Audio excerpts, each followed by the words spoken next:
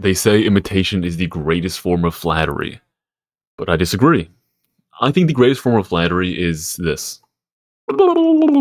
As I was trying to fall asleep and then ended up giving up looking at my phone, I saw that there's a bit of a hoopla about this plagiarism thing going on right now. And you're never going to be able to get rid of all the plagiarism on YouTube because it is a rampant issue. But I always think it is nice when people do find bad actors like this. But it's such a stupid bit, man. Okay, just so we're clear, that was obviously a fucking skit. I'm just word for word copying, plagiarizing Charlie's newest video. And I'm doing this because I'm fucking annoyed because I wanted to make this video, but as you can see by my hair, I went to the baths with my family and I haven't been back and didn't have the time to make a video on this exact topic. Charlie's video is 16 minutes. This does not need to be 16 minutes. I'm going to explain it in 5. Actually, I'm explaining it in 6 because I need that money. So the basics of this situation is that there is a YouTuber and he makes guru classes and he sells his online Discord Andrew Tate type thing where he just scams minors who have dreams of making it big in the world. Truly scum of the earth type of stuff, but it's around average what you'd expect from a guru. Now, the problem comes when he uploads a video to Twitter. If you're scared of demonetization, listen up, because I'm going to tell you the 8 biggest changes of the YouTube algorithm, starting with change number 1, Gemini. Allegedly, or very clearly, I'm just saying allegedly because, I don't want to fucking get this shit removed. His videos are being stolen by the other guy, word for word copies. This isn't really hard to tell. The problem is that his video isn't original either. Just a while later, someone uploads another video, which isn't like word for word what the guy said. Like, it wasn't as brazen as the first one, but it is very much the exact same thing, using the same phrases, using the same words to express themselves. The reason this is happening isn't because the first YouTuber is getting ripped off and he has the most original content ever, he's speaking from his heart, and they're just stealing. No, this guru is selling a course to make YouTube videos using ChatGPT. So hear me out, this is what happens, because it is stupid. The guy goes to ChatGPT and says, hey, give me a trending video on this topic. ChatGPT, of course, being a predictive language model, gives the best answer to that exact question, and it writes him a script based on that answer. Now, the other 2 people are also like, hey, give me a good guru video on the best topic right now for YouTube.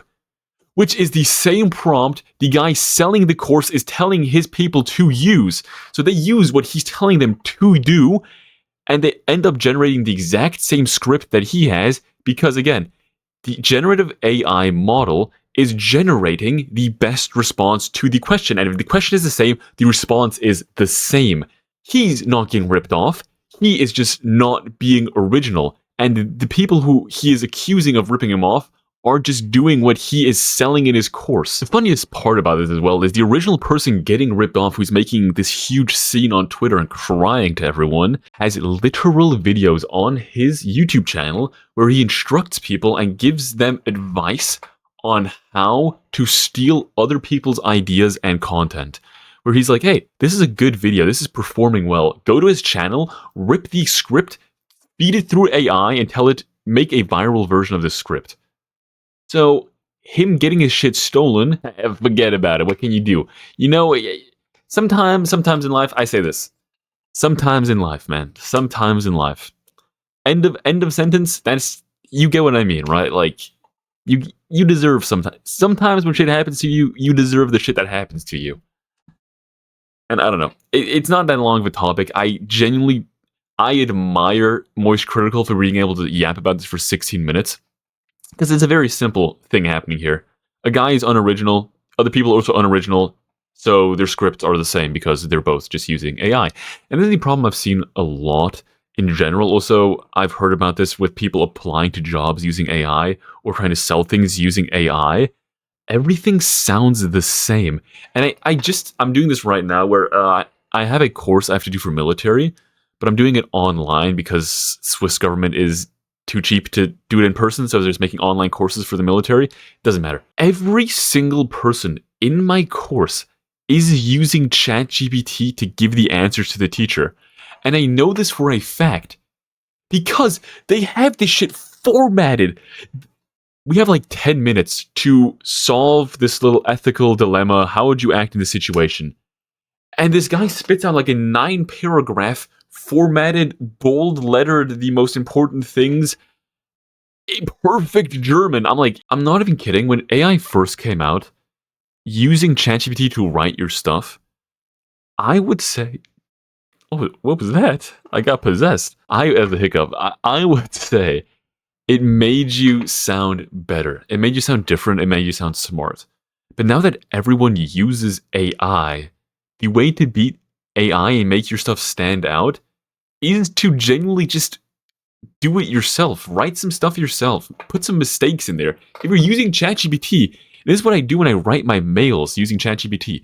I will go back and edit in some punctuation mistakes and some capitalization mistakes on purpose.